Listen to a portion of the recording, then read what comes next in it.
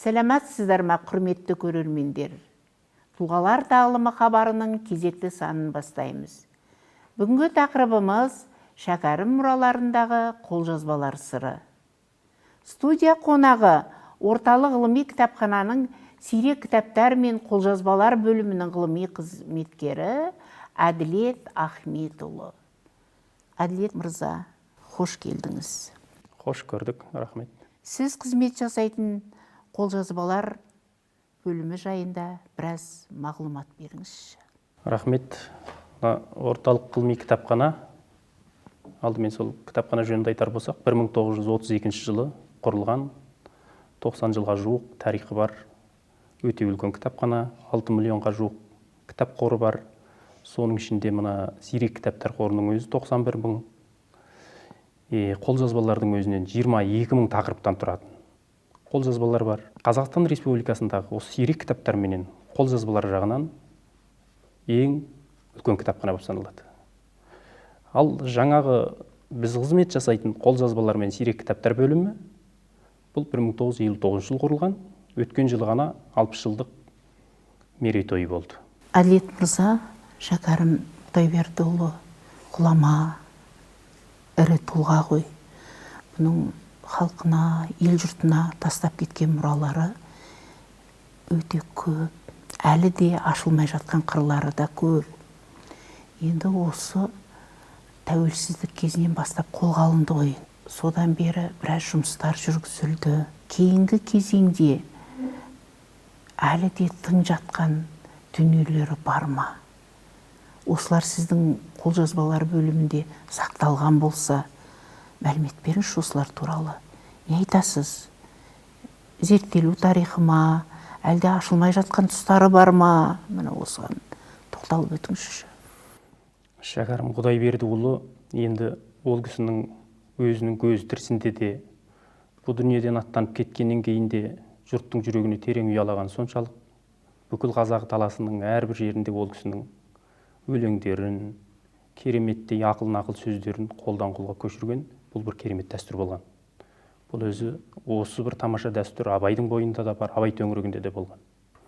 Тіпті мынау Арқа мен Атыраудың арасында деп айтамыз ғой, арғы беттегі Алтайдың қазақтарының арасында да бұл кісінің қолжазбалары өте бірден бірге қолдан қолға көшіріп таралған екен. Ана Зият алып барған қолжазбалар ғой енді. Сол Зият апарған қолжазбалардан Алтайда Ақ Түлімжұлы деген тура осы тағдыры Шәкәріммен бірдей атақты ғұлама болды, қазы болды өзі, сол Алтай қазақтарының қажысы да болды, қазысы да сол кісі болды. Дәл Шәкәрім секілді ол кісі де 71 жасында сол жақтағы Қызыл үкіметтің несімен дүниеден жазықсыз аттанып кете барды. Енді ол кісіде мынандай дәстүр бар еді, әрқандай үлкен тың туындыларының алдына Абайды қойып қойып жазатын. Сол Ақыт Түлімжұлы Алтайда өзі мешіттің имамы болған. Сол кезде жаңа қолдан қолға өтіп жүрген кереметтей бір Шәкәрімнің кітабы бар екен қолында. Сол кітапты міндетті түрде жаңағы шәкірттеріне, сол дін саласында жұмыс істейтін азаматтарға жаттатады екен. Ол жаттап алғаннан кейін ол халық арасына тарайды екен. Күні кешеге дейін 1990 жылдарға дейін халықтың арасында Шәкәрімнің қолжазбасынан оқып емес, тек қана жат қайтатын апаларымыз, аталарымыз болған екен. Бұның өзі Шәкәрім мұраларының ол кісінің көз тірісінде де, ол кісінің бұл дүниеден аттанып кеткеннен кейін де бүкіл қазақ даласы кезгенін білдіреді. Ал енді мен сізге айтайын, жаңағы біз істеп жатқан қолжазбалар қорында, сирек кітаптар мен қолжазбалардың өзінде Шәкәрім мұралары біршама жақсы жинақталған. Атап айтар болсақ, Шәкәрімнің біздің қолжазбалар бөлімінде 26 мұрасы бар. Бұл 26 мұра деген енді бір автордың осындай деңгейде бір автор үшін алған кезде өте үлкен сан. Одан сырт Шәкәрімнің мұраларынан өзінің көз тірісінде шыққан жаңағы 1912 жылы, 1911 жылдары Ярдан баспасы Семейдегі сонда шыққан, Петербургтан шыққан бірнеше кітаптар бар, 4-5 кітап бар. Енді Шәкәрім мұраларының қолжазбалары несімен құнды және зерттелуі қандай дейтін болсақ, әрине Шәкәрімнің ақталуын осы алталашы қарармандай халық қаншама күтті, қаншама аңсады. 1988 жылы Шәкәрім ақталғаннан кейін осы кісінің мұрасын тез арада жұртына қайта жеткізу жөнінде көптеген жұмыстар істеліпті. 1988 жылда атап айтар болсақ, мінекей біздің көз алдымызда тұрған кітап Жалын баспасынан жазушы Мұхтар Мағауиннің түсініктеме жазуымен, түсіндірме жазуыменен. көрсетіп жіберіңізші. Мінекей мына кітап. 88 жыл осындай кітаптан бірнеше нұсқа шыққан екен. Бұның ішінде біз әдейі осы Мұхтар Мағауин түсіндірме жазған нұсқасын алып келдік. Бұл 1911 жыл 12 жылғы баспаларынан және осы жаңағы мен жоғарыда атап өткен қолжазбалардан пайдаланып отырып реттеп шыққан ең бірінші кітап. Осыдан кейін жиі басылып тұрған, жалпы 6-7 рет басылған. Бірақ 2008 жылға келгеннен кейін бері қарай 2009 жылы бір рет шыққан, одан бері қарай ол кісінің кітаптарын жинақтау ісі саябырлаған сияқты. Біздің көзімізге солай елестейді. Енді тағы да қосып айта кетейік, мынау ұлы тұлғалар деген серия бойынша шығып жатқан біздің орталық ғылыми кітапхананың шәкәрімге арнаған «Дала дарыны» деген кітабы. Бұны не айтқалы отырсың деген кезде, шәкәрім әрине зерттелмеді емес, зерттелді. Артында қара орманда елі бар, зерттелген үлкен ғалымдар бар, шәкәрім тану, абай тану, алаш танудың бір жақсы беталысы бар, оны өздеріңіз жақсы білесіздер. Енді бір кішігірім әттеген едеуге болатын шығар енді мына шәкәрімнің қолжазбасын оқып отырып көргеніміз. Жаңағы 26 қолжазбаны әрине мына бірінші рет шәкәрімнің кітабын шығарған кісілер пайдаланған және сілтеме берген. Ал енді кейінгі кезеңде мүмкін сол бірінші рет шығып қазіргі 1988 жылы шыққан кітаптан ары қарай белең алған сияқты. Жоғарыда біз айттық, шәкәрімнің қолжазбаларынан 26 бар дедік қой, 26 нұсқа бар. Ол 26 нұсқаның ішінде бір қызығы тек қана шәкәрім жырлады деген Қалқаман мамыр дастанының 11 нұсқасы бар. 11 нұсқасын 11 адам жазған. Еңлік кебек жырынан жолсыз жажа деген атпен 4 түрлі нұсқа бар. Одан сырт мінекей Еңлік кебектің 1912 жылы тағы да Ердан баспасынан шыққан кітабы бар. Енді бұл жерде халықтың шәкәрімді жақсы көргені соншалық, ол кісінің кітабы шыққаннан кейін де кітаптың ол кезде тиражы ғой. Бүкіл қазақ даласын осындай бір керемет тастан шыққан екен деп, жаңағы жырлауға бейім, жазуға бейім кісілер таратып әкеткен ары қарай. Сонда бұл жерден тағы бір нәрсе шыға келеді көлденең. Қалқаман мамырдың жаңағы шәкәрім жырлады деген 11 нұсқасының ішінде бірнешеуі латын әліпбиімен жазылған, басым көп сансыз төтеш әліпбиімен яки жаңағы Ахмет Байтұрсыновтың жазуымен жазылған, ал біразы қазіргі жазумен жазылған. Бәрі де қолжазба. Енді қараңыз, біз бір шәкәрімнің мұрасын оқу үшін осындай қазақтың 50 жылдың ішінде 3 рет әліпби ауыстырған қазақтың 3 түрлі жазуын бірдей оқитын мамандар керек болып отыр қысқасы. Өзіміздің кеше ғана өмірден өткен бабаларымыздың мұраларын түгендеуге осындай қиындықтар болған.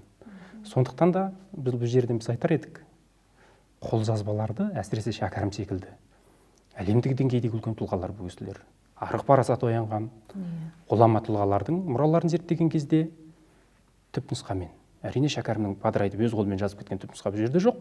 Дегенмен де екінші бір жырлаушы қалай жырлады, үшінші бір жырлаушы қалай жырлады екен, батыстың қазағы қалай жырлады екен, шығыстың қазағы қалай жырлады екен дегенді бір-бірімен салыстырып, оны барып бүгінгі жарияланған нұсқалармен салыстырудың мән мағынасы өте керемет. Үлкен жұмыс қой және. Мамандар керек енді. Өзіңіз сол жағы түпнұсқамен жұмыс жасайтын маманның бірісіз ғой енді. Иә, біз түпнұсқа қарастырып жатырсыздар ғой енді. Қиыншылықтары да бар, айырмашылықтары да бар. Оңай шаруа емес. Енді бұның бәрін бір ретке келтіріп жатырсыздар ма? Қалай болып жатыр енді бұл мәселе? Енді әлі де мамандар керек пе? Әрине, бұл қолжазба тану, бір бөлекті әдебиет тану, басқа тілдік тұрғылардан, тілдік тұрғыдан зерттеу сияқты оның мән мағынасы. Өйткені шәкәрім өзі жаңағы қазақ айтады ғой, 8 қырлы бір сырлы деп. Тіптен бізге дін тану мамандары, ислам тану мамандары керек шығар. Тіптен сосын мына қазақ әліпбиі 3 рет алмасты дегенімізбен Ахмет Байтұрсыновтың өзінен бұрында бұл жазу бірден Байтұрсыновқа өте қойған жоқ. Ол кезде хадим жазуы, жәдид жазуы деп арғы Шағатайдан келе жатқан жазулар бар. Абайдың да, шәкәрімнің да, Мәшһүр Жүсіптің қолжазбаларында да шағатайлық стиль, шағатайлық дәстүр басым. Өйткені ол кезде Ахмет Байтұрсынов әлі бірлікке келген әмелесін жариялап болмаған кезің ғой. Сондықтан не айтқалы отырсың деген кезде бұл жерден тіптен шағатай танушы ғалымдардан бері қарай хадим жазуын, жәдид жазуын жақсы оқи алатындар, жәдидтік іліммен оқи алған, жәдидтік ілімнен сауаты бар мамандардың өзі де керек шығар. Сондықтан бұл енді бұл шәкәрім алты алаштың арырақ айтсақ түркі дүниесінің үлкен мақтанышы. Сондықтан бұған жұрт болып жұмыс істеу керек. Шәкәрімнің аманатын алып келіп отырсыз ғой енді. Осылармен таныстырыңызшы. Шәкәрімнің мұраларын жоғарыда өздеріңізге айттық, 26 нұсқасы бар деп. Бірақ енді бүгін оның бәрін көтеріп алып келмей, типтік бірнешеуін алып келдік. Ең алдымен ғұламаның қолжазбаларын таныстырудан бұрын сіздерге біздің сирек кітаптар қорында сақталған өте көне кітаптарын таныстырып өтейін. Шәкәрім Құдайбердіұлының көз тірісінде негізінде 4-5 кітап баспадан жарық көрген. Орынбордан және Семейдегі Ярдан баспасынан. Енді мына кітап өздеріңіз көрсеңіздер, түрік қырғыз һәм хандар шежіресі дейді. Бұл Шәкәрім аты аталған жерде өте маңызды, ол кісінің артқа қалдырған бір үлкен мұрасы болып есептеледі. Бүгінгі Шәкәрім тануда да, түріктің тарихын тануда да өте маңызды осы кітаптың осы бір нұсқасы біздің сирек кітаптар қорында бар. Жалпы басқа жерде бұл кітап қазірге дейін табылмай отыр. Сонымен де құнды болып отыр. Енді бұл 1911 жылы, 11 жылы Шәкәрімнің бұл кітабы сол Орынборда жарық көрген. Жоғарыда мен сіздерге айттым, мінекей бұнда 11 жылы Ахмет Байтұрсыновтың қазіргі төтеше емлесі, қазіргі жазу қалыптаса қоймаған кез. Бұда жаңағындай жадиттің, хадым жазуының, яки кезіндегі Шағатайдың стилі бар бұлда. Сондықтан бұны да бірден жүргізіп тез-тез оқып кете алмауы мүмкін. Қысқасы бұл Шәкәрімнің бұл еңбегі өзінің қолжазбасына, яки өзінің түп нұсқасына өте жақын, өйткені көз тірісінде тапсырылған. Екінші кітап Қазақ айнасы деген. Бұл да Шәкәрімді сол кездегі зиялы қауымға, сол кездегі ұлттың көшбасшыларына танытқан өте сүбелі еңбек Қазақ айнасы.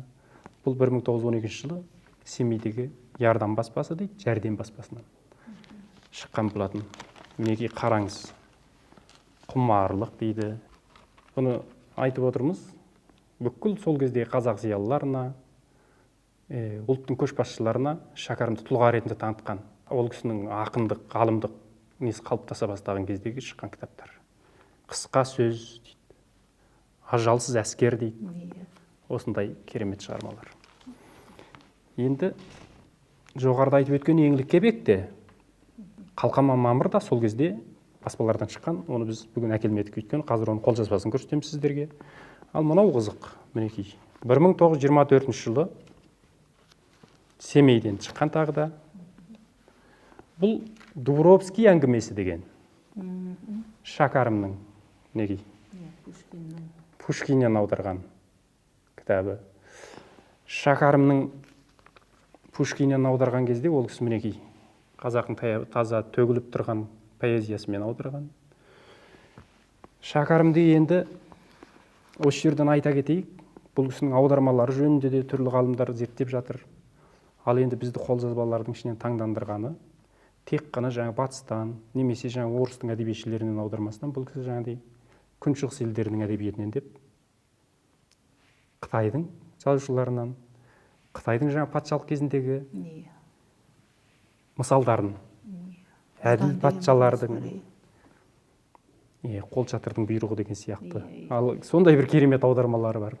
Бір қызығы, ол қара сөзде болса, Шәкәрім оны қазақтың жаңағы төгіліп түскен поэзиясымен аударған болатын. Бұл Шәкәрімнің ерте шыққан кітаптары жөнінде айтармыз. Енді Әділет мырза, алдыңызда өте бір қомақты екі папка тұр. Іші толған рухани байлық. Осыны халқыңызға таныстырыңызшы. Иә, бұл менің алдымдағы бұл екі салмағы да ауыр, мазмұны да ауыр. Біздің жаңағындай ұлт сүрініп бара жатса, иығынан демеу болатын, адасып бара жатса, шамшырақ болатын үлкен тұлға Шәкәрімнің еңбектері. Шәкәрімнің қолжазбаларын біз бірлікте ашып көрейік, мінекей.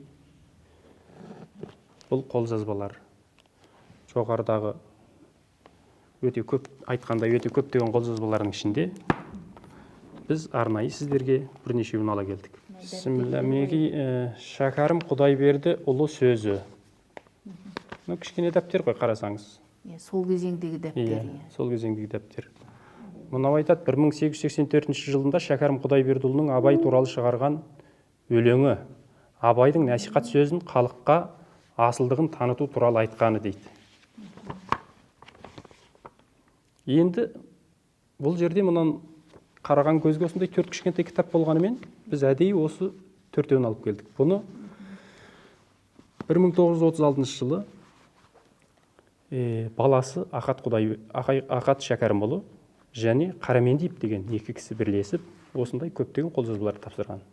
Ахаттың өзі енді сол кезде қуғында қашып жүрген кезінде әкесінің мұрасын сақтап қалып, осы қолжазбалар бөлімін әкеп тапсырған ғой. Сол кезеңде тағдыры ауыр Ахаттың да, баласының үлкен ұлы ғой енді.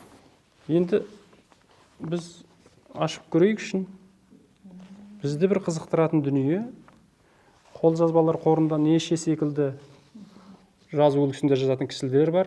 Мына кісіге қарасаңыз, енді жазу маржандай. Шәкәрімұлының ел арасынан жинаған нұсқасы. Енді қазір сіздерге Ахат Шәкәрімұлының өз қолтаңбасымен әке мұрасын қалай жинақтады екен, соны сіздерге таныстырып өтемін. Өзінің естеліктері де бар ғой, енді әкесі туралы жазған. Ахаттың да еңбегі көп, Шәкәрім тануға алғашқылардың бірі ғой, әкесінің мұрасын сақтап. Жалпы Шәкәрім тануда өте маңызды бірнеше қолжазба бар. Оның біреуі мінекей алдарыңызда тұр. 1620 деген. Міне. Енді бисмилла, біз осы бұл Ахат Шәкәрімұлының өзі жазып, өзі 1959 жылы орталық ғылыми кітапханаға, Жаңағысы 36 жылға. 1959 жылы орталық ғылыми кітапханаға өткізген нұсқасы. Енді қараңыз, мынау өзі өте салмақты еңбек.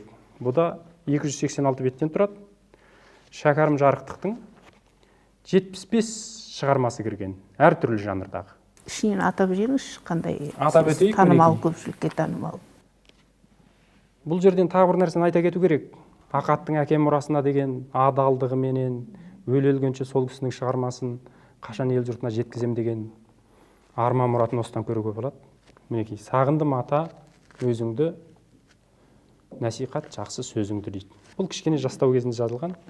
Мен сіздерге енді жоғарыда атап өтіп едім ғой, 1924 жылы қазақ тіліне аударылған 6 әңгіме дейді. Жаңағы Қытайдан, Жапоннан, басқа да сол кезде классик тұлғалардан аударған шығармалары бар. Қожа Хафиз сөзінен аударма дейді мінекей. Қожа Хафиз түсіменді деген өлеңі бар ғой Шәкәрімнің. Біз енді мінекей әлгі жұрт көп білетін жайымды оқы қарындас, мен сорлыға кел мұңдас. Не көрді екен ғарып-бас, өткізгенде 70 жас дейді. Бұл Шәкәрімнің жаңағы Саят қорадағы өте бір өмірі ғой, ғұламалардың еңбегі өткен кезде. Философиялық үлкен толғаулары, мықты еңбектері жазылған кетіс қой. Қандай керемет, мінекей Қорқыттың сарыны деген бар. Енді ақтарып айта берсек, жұрт жақсы көретін иманым өлеңі тұр мына жерде. Бұл да әр қайсы жанр бар. Бұның барлығы енді мынау сонау қажылыққа барып келгеннен кейін 1905 жылдан кейінгі жазылған еңбектер ау сірә. Өзінің жаңағы қаламаты бар, өзінің Мұтылған деген мінекей айтады. Мұтылғанның 22 жасында жайлаудың баласымен айтысқан өлеңі дейді. 22 жасында. Әр түрлі жастағы өмірінің әрбір кезеңіндегіні. Мінекей жазушының яки жаңа көшіруші Ахаттың қолжазбасының сондай мұқият қарасаңыз. Ешқандай маржандай жазу керемет. Жазу маржандай және бәріне сондай. Мынау сия бояу өте бір қанық, осы уақытқа дейін керемет сақталған екен. Құрамы мықтау деймін. Бұл енді Шәкәрімнің осы кішкене көбірек тоқталып отырған себебіміз Ахаттың өз қолымен табыс еткен нұсқасы. Енді біз екінші қолжазбаға назар аударайық. Екіншісін қараңыздар. Бізде мұсылмандық шарты деген атпен жүрген кітап. Бұл 1933 жылы көшірілген, бірақ та 1911 жылы. Мен сол кезде қазақтардың мына қолжазбаны жазуға өте құмар болған, қолжазбасын ұрпақтан ұрпаққа жетсе екен деп көз майын тауысқан адамдардың бір шеберлігіне таң қалғаным. Ол кітап болып шықты ғой демейді екен ол кезде. Кітап болса кітаптан көшіріп алады екен да, тағы да қолжазба нұсқасын тарата береді екен. Мінекей мынау сол мұсылмандық шарты деген атпен таралған мұсылмандық кітабы. Мінекейіңіз. Бисмиллахир-рахманир-рахим деп бастайды. Сосын ары қарай иманның шарты деп. Бұл шәкәрімге қатысты қолжазбалардың ішіндегі өте көне мұралардың бірі деп айтуға болады. Тағы да бір өте қызықты, құнды мұра деп көрсетуге тиісті бір дәптеріміз бар. Бұл енді өте бұны қазірше шәкәрімнің бұл еңбегін, бұл қолжазбаларын кітап қорына, қолжазбалар қорына кім тапсырдыған белгісіз, және жылы да белгісіз. Бірақ мына қолжазбамен салыстырып отырып бір қарап байқадық біз, бұл ақаттық болуы әбден мүмкін. Оны ғалымдар ары қарай ақаттық болуы әбден мүмкін. Біріншіден жазу ұқсайды, екіншіден стиль ұқсайды. Жинау стилі, жаңағы түптеп. Енді оны ғалымдар бағасын бере жатар.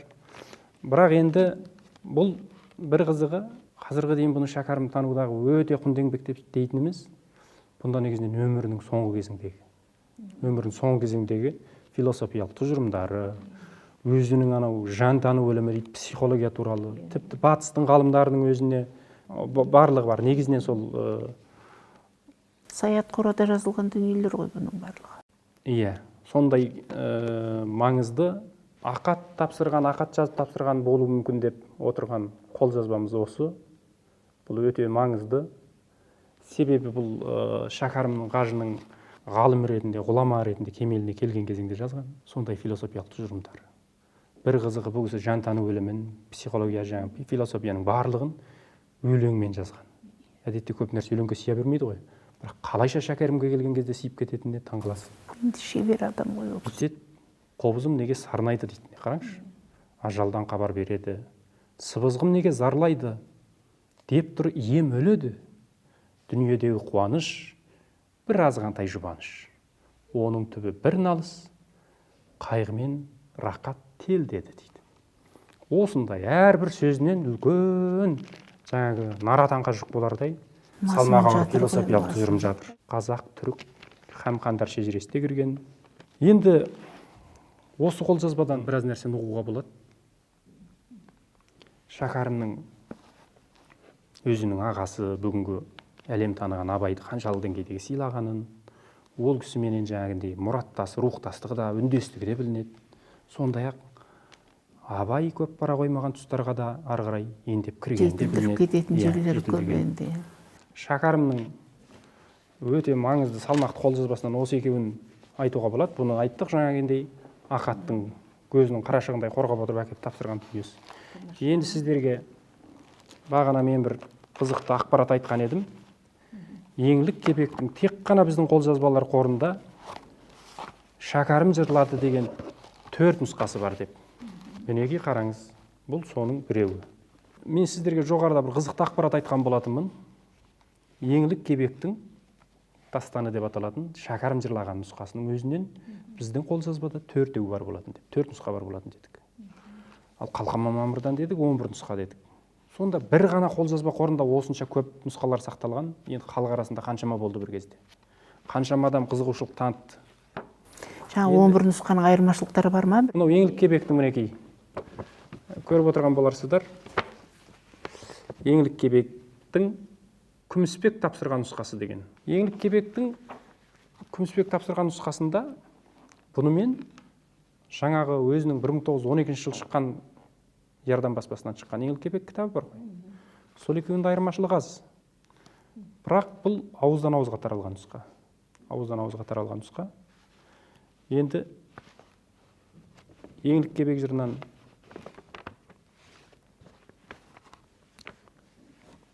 Шәкәрімнің бір өте даналығы деуге болады. Жаңағы ақтабан шұбырында алқакөл сұламаның уақыттарын, сырдың бойындағы тарихи дүниелерді берген ғой.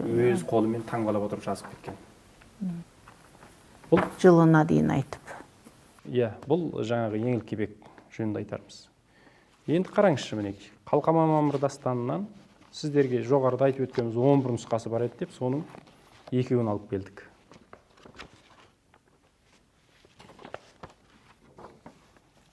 Мінекей бірінші бетіне қарасаңыз, Қалқаман Мамыр дастаны Аптор Шәкәрім Құдайбердіұлы дейді, бірақ та айтады, кім жазып тапсырғаны белгісіз дейді. Сонда көптеген белгісіз адамдарда шәкәрімнің мұрасына жаңағыдай мұрагер болып халық арасында ешқандай бір атақ абырой іздемей ақ сөйтіп халық мұрасын көзқарасында қорғаған.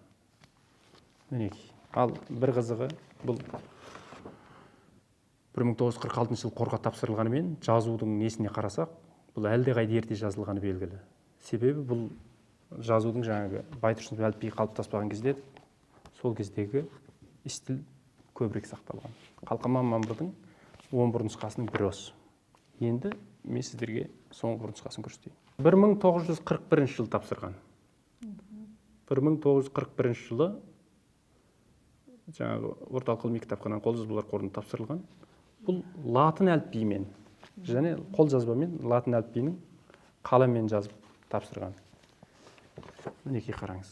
Осы басқа жазумен жазылғанына қарамастан және бәрібір кітаптан көшіріп отырмағанына қарамастан, қолдан қолға өткеніне қарамастан, мына нұсқалардың арасында өте сақ сақталған. Енді жоғарғыларды қорытындылай келгенде біз мынадай бір ойға кез болып жатырмыз.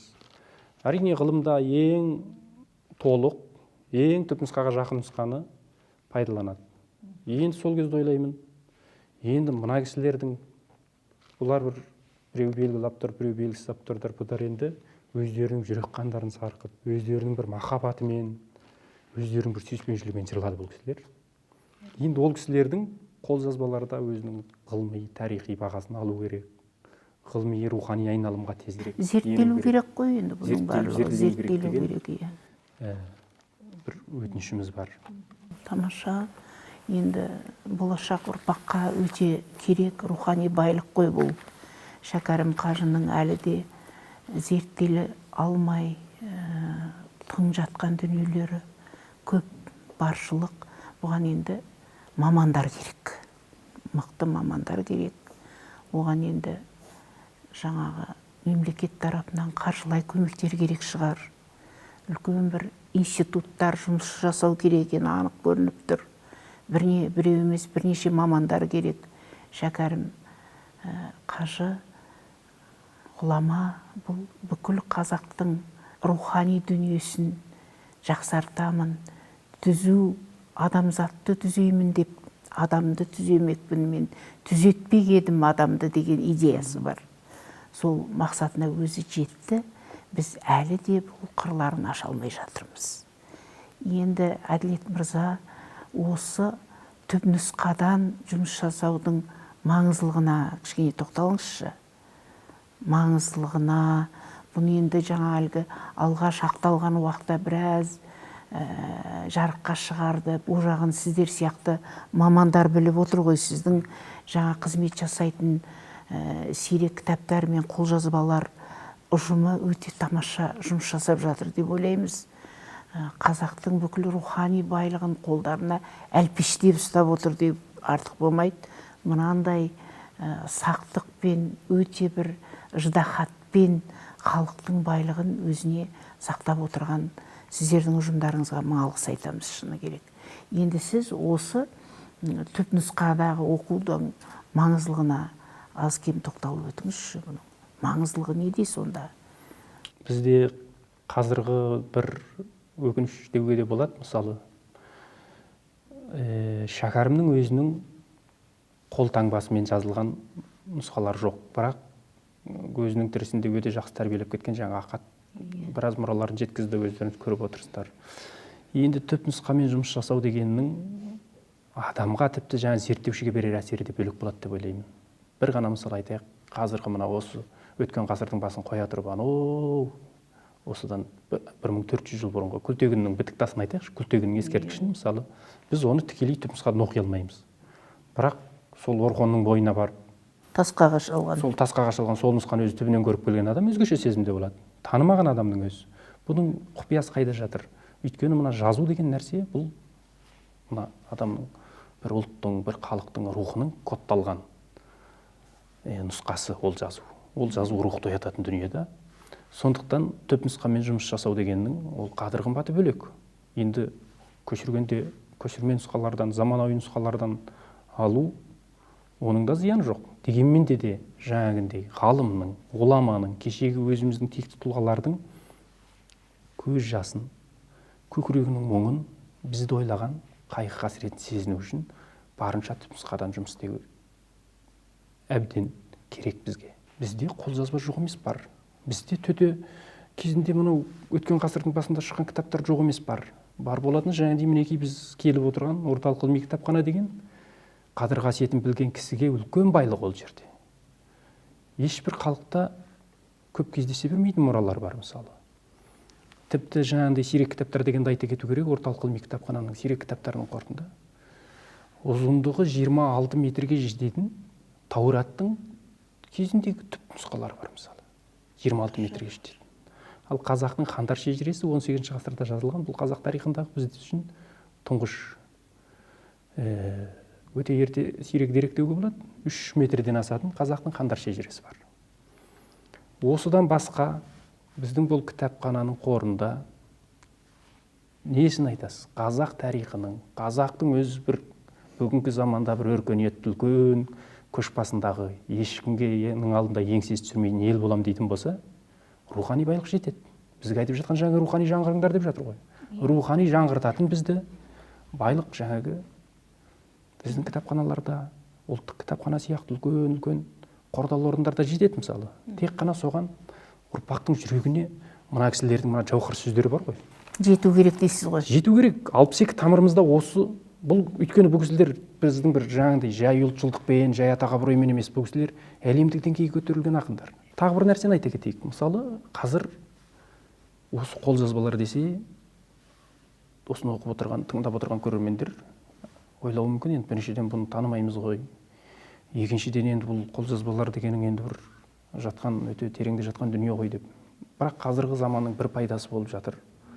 Бәрін электрон нұсқасын жасап жатыр мысалы. Біздің де мысалы мына қолжазбаны тікелей барып оқу үшін ғалымдар арнайы жаңағыдай хатпен келіп, жаңағыдай қолжазба зерттеуге рұқсат ала алады бізден. Ал өйтпейтін жағдайда кез келген азамат өзінің үйінде отырып, жаңағы кітапхананың сайтына кіріп, электронды нұсқасын көріп, өз үйінде отырып ақ көріп зерттелуге мүмкіндіктері бар. Ол бәріміз жаңағыдай мына қолжазбаның түпнұсқасынан экранның алдында көре аламыз сондай жерден. Әділет мырза, бүгін біздің студиямызға келіп, Шәкәрім қажының аманатын, мұраларын алып келіп, халыққа таныстырып, қандай жұмыстар жасалынып жатыр, не жасалмақ деген тамаша пікірлер айттыңыз. Бұл енді әлі де болашақта жасалынатын жұмыстар ғой. Мамандар керек екенін айтып жатырсыз. Әсіресе бұл енді халқымыздың бір ғажап рухани байлығы ғой. Сіздің жаңағы сирек қолжазбалар қорындағы соншама байлық, енді халық танысу керек қой міне. Бісмілләсі осы болсын, таныстырып жатырсыздар. Сол жаңағы өздеріңіздің қорларыңызда жатқан құпия небір дүниелерді әкеп таныстырыңыздар. Халқымыз көрсін, сусындасын, білсін, білім дәрежелері артады. Сондықтан сізге мың алғыс. Ұжымдарыңызға мың алғыс айтамыз. Сіздеріңізге сәттілік, шығармашылық табыс тілейміз. Сау, сәлемет болыңыз. Салтанат ханым, өздеріңізге де көп рахмет. Мына ұлттың рухани жоқтаушысы болып жатырсыздар. Бұл бір керемет бағдарлама шын мәнінде. Енді осы жерден осыншама көп қолжазбаны сіздерге жеткізген кезде бірер ауыз сөз айтып кетудің жөні келіп отыр. Себебі не деген кезде өткен ғасыр қазақ секілді халықтар үшін бұралаң ғасыр болды ғой, ауыр ғасыр болды. Сонда да жаңағындай бар мүмкіндікті пайдаланып, осы ең алдымен осындай кереметті үлкен кітапхана құрған. Кітапхананың құрылуына негіз болған іргетасын қалаған. Одан кейін осындай қолжазбалар қорын 1958-59 жылдарда оңай жылдар емес. Сол кезеңнің өзінде қолжазбалар қорын арнайы қордалап, жинап, көненің көзіндей, асылдың сынығындай, Абайдың, Шәкәрімнің және басқа да жаңағыдай әлемнің әр жеріндегі рухани құнды мұраларды жинап, қолжазбалар қоры деп ресми бекітіп, бүгінге жеткізу деген нәрсе, ол кешегі аға буынның бізге кетіп кеткен еңбек еді. Біз соларды қашанда қадірлеуіміз керек еді. Олар шәкәрімдердің армандарын сол кісілер жалғады. Енді ол кісілердің арман мұратын біз жалғауымыз керек еді ғой. Бізде мынандай бір қолжазбалар бар мысалы. Мәшһүр Жүсіп Көпеевтің өзінің қолжазбалары бар, мысалы төл қолжазбасы бар. Одан сырт Әлкей Марғұлан жинаған жаңағы Дивани Хикметтің, шығыстың классик дастандарының қолжазбалары бар. Осының бәріне кімдер жұмыс істеді? Тағы да сол күні кеше ғана өмірден өткен, біздің тіпті мына тәуелсіздіктің таң көрмей өтіп кеткен үлкен аға буындарымыз, сондай-ақ жаңағы осыншама керемет құнды мұраларды қанаттыға қақтырмай, тұмсыққа шоқтырмай сол салада істеген үлкен апайларымыз болған. Кітапханашылар күні бүгінге дейін жаңағыдай ыстық суығына күйіп, күйіп суығына тоңып жатқан. Сондай кісілердің еңбегі болғандығын атай кеткім келіп отыр. Сіздердің студияға шақырғандарыңызға көп рахмет. Ұлттың рухани жоқшысыздар. Сіздердің істеріңіз табысты, берекелі болсын. Рахмет сізге. Құрметті көрермендер, осымен тұлғалар тағылымы хабарын аяқтаймыз. Сау, саламат болыңыздар.